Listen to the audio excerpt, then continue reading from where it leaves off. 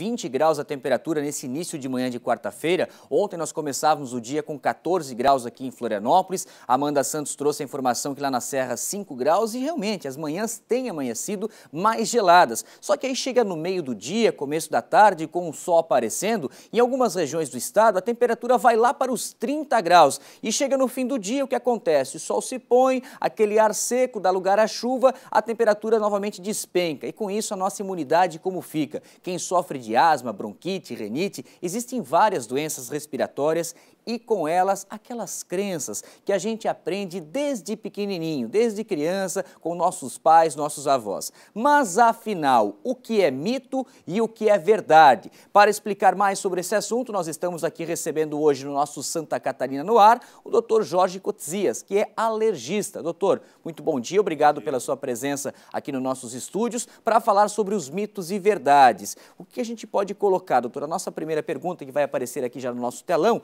o frio piora as alergias respiratórias? Com certeza, por dois aspectos. Esse fato que você falou do delta de temperatura, da baixa temperatura, vai irritar a árvore respiratória.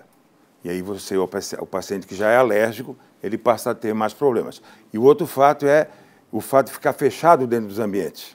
Né? Que aí também não é só alergia, propaga vírus de gripe e a poluição, os alérgenos causadores de alergia que estão dentro de casa, com poeira, ácaro. Então, são esses dois fatores. Não só o frio em si, mas o fato de o frio levar a você ficar preso dentro de casa. Confinado, no ambiente confinado, fechado. Exatamente. E a questão dos antialérgicos, eles dão sono? Os antialérgicos, quase todos dão sono. A evolução deles, hoje nós temos antialérgicos de segunda, terceira geração, que são feitos para tirar esses sintomas.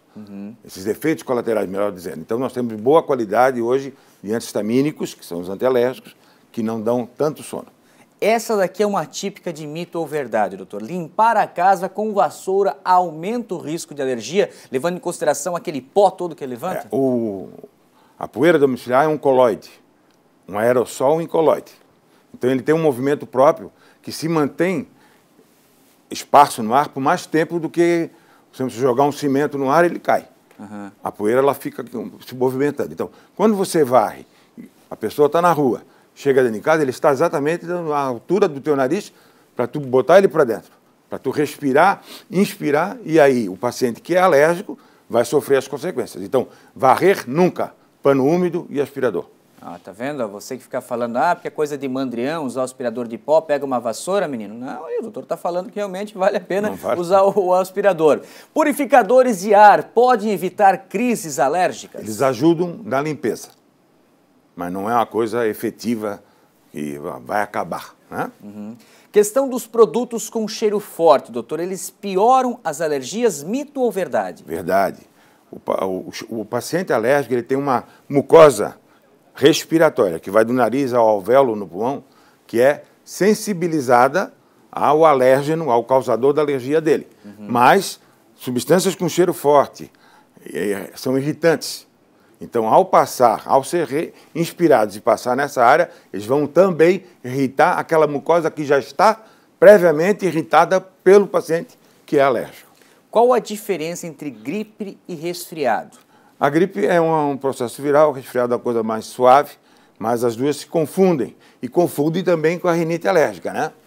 Que é outro problema de boa parte da nossa população. E a questão da tosse, é um sintoma de resfriado? Com certeza também. Você pode aí, com o agravamento do processo respiratório, você pode atingir o pulmão, e aí você vai ter produção de secreção, e a tosse às vezes é uma defesa para jogar essa secreção para fora, e às vezes já é um comprometimento mais sério do pulmão com outras patologias, né? E tem aquela tosse que é repetida tantas vezes que já começa a nos dar aquela sensação de dor aqui mesmo no peito, né? O uso da musculatura de uma forma violenta vai te dar uma dor geral, que é só muscular inicialmente. Quando tem um processo infeccioso, aí você tem uma pneumonia, uma traqueobronquite, que seriam problemas mais severos, né? Certo. Doutor Jorge, quem toma vacina da gripe está mais suscetível a pegar a doença? Não. Vacina é importante. Vacina é salva-vida. Tem muito mito, muita conversa que o paciente piora e que não tem nada a ver. Vacina, toda vacina bem feita é boa. serve para nos defender. Certo. Alergia respiratória pode levar à morte? Um quadro em que você, por exemplo, se expõe a um elemento alérgeno, causador de alergia, de uma forma muito violenta, você pode ter um broncoespasmo. O que é broncoespasmo? Fechar o teu bronco, a crise de asma, né?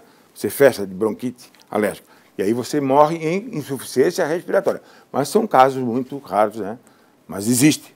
Agora, no nosso Mito e Verdade, vamos falar sobre um personagem para saber se ele é vilão ou se ele é mocinho. Nessa oscilação toda de temperatura e o ar-condicionado, ele pode piorar a alergia? Falamos no início, o frio.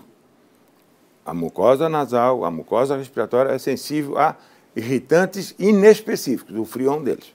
Então, você pode ter piora nos teus quadros alérgicos pelo frio, mas, outra coisa importante, a limpeza dos filtros do ar-condicionado.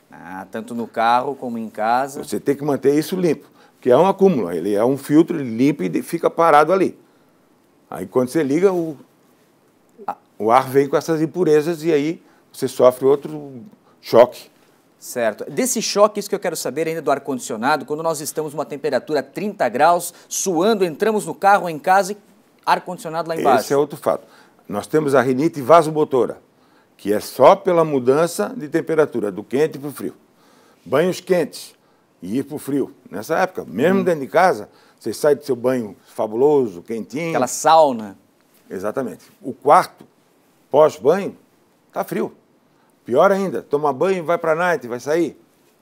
Choque térmico. E isso causa um tipo de rinite, que é chamado rinite vasomotora. Mas o alérgico tem essa sensibilidade também. A pessoa que tem rinite é alérgica. Então, ele vai sofrer pelos dois motivos. Agora, para o mundo dos pets, quem tem animais domésticos, é mito ou verdade que dormir com os animais de estimação provoca alergia? Você tem que dormir com gente, não com animal, né? Em primeiro lugar. O gato é o pior dos alergenos. O pelo do gato e o antígeno salivar. O gato se lambe o dia inteiro, isso cai na poeira e a gente respira. Então, o animal mais que deve ser colocado fora do quarto é o gato, mas o cachorro também. Então, cada um no seu quadrado e o ambiente do teu quarto, onde você fica o maior tempo confinado, tem que ser livre de animais. Ainda só nessa resposta para encerrar, doutor, a questão das crianças, dos recém-nascidos e a presença com esses animais do próprio gato. Nós temos doenças graves também, né? Exatamente. Aí fala-se em outras viroses, em parasitoses, em proteases, que podem causar outras doenças. Mas você vai se sensibilizando com o tempo. Então, se você já botar um animal que é um grande causador de alergias junto com a criança, e ele tiver a genética alérgica, ele pode vir a ter uma alergia futura. Aí está. Doutor Jorge, muito obrigado pela sua presença. Acho que agradecendo. Um abraço ao senhor, até a próxima oportunidade. Doutor Jorge, hoje com os nossos mitos e verdades aqui no nosso Santa Catarina no Ar.